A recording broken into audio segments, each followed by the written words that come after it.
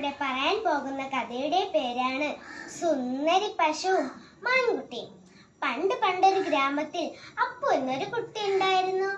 അവനൊരു പശുക്കുട്ടിയും ഉണ്ടായിരുന്നു. സുന്ദരി എന്നായിരുന്നു അവളുടെ പേര്. അപ്പു എന്നും രാവിലെ സുന്ദരിയും കൂട്ടി പുല്ലുമേയാൻ പോകുമായിരുന്നു. ഒരു ദിവസം പുല്ലുമേയുന്നതിനിടയിൽ സുന്ദരി ഒരു മാൻകുട്ടിയെ കണ്ടു. പല പ്രാവശ്യം കണ്ടപ്പോൾ അവർ ചങ്ങാതിമാരായി. ഒരിക്കൽ മാൻകുട്ടി ചോദിച്ചു, സുന്ദരി സുന്ദരി, നീ എന്നോടൊപ്പം കാട്ടിലേക്ക് പോരുന്നോ? അവിടെ ധാരാളം പഴങ്ങൾ, നല്ല നല്ല പൂക്കൾ, ഭംഗിയുള്ള ചെടികൾ, നിനക്ക് വേണ്ടതെല്ലാം ഉണ്ട്. പല പ്രാവശ്യം പറഞ്ഞപ്പോൾ സുന്ദരി സമ്മതിച്ചു.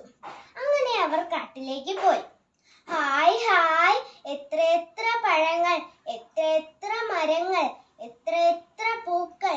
അങ്ങനെ കളിച്ച് ചിരിച്ച് നടക്കുമ്പോഴാണ് പെട്ടെന്നൊരു ശബ്ദം. ഗിർ ഗിർ. സുന്ദരി പേടിച്ചു പോയി. സുന്ദരി മാൻകുട്ടിയോട് ചോദിച്ചു, മാൻകുട്ടി, എന്താണ് ആ ശബ്ദം? കാട്ടിലെ മൃഗങ്ങളെല്ലാം പേടിച്ചോടുന്നുണ്ടല്ലോ. കൂട്ടത്തിൽ മാൻകുട്ടിയും ഓടി. ഓട്ടത്തിനിടയിൽ മാൻകുട്ടി പറഞ്ഞു, സുന്ദരി ഓടിക്കോ, കാട്ടിലെ രാജാവ് സിംഹം വരുന്നുണ്ട്. അങ്ങനെ പാവം സുന്ദരി പേടിച്ചോടി.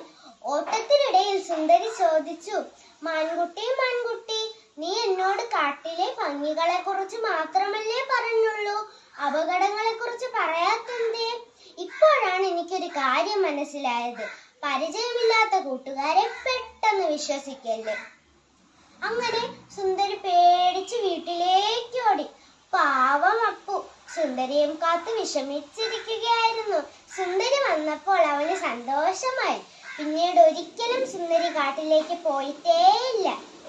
കൂട്ടുകാരെ, നിങ്ങൾക്ക് ഈ കഥയിൽ നിന്നും മനസ്സിലായത് എന്താണ്? പരിചയമില്ലാത്ത കൂട്ടുകാരെ പെട്ടെന്ന് വിശ്വസിക്കരുത്. നന്ദി, നമസ്കാരം.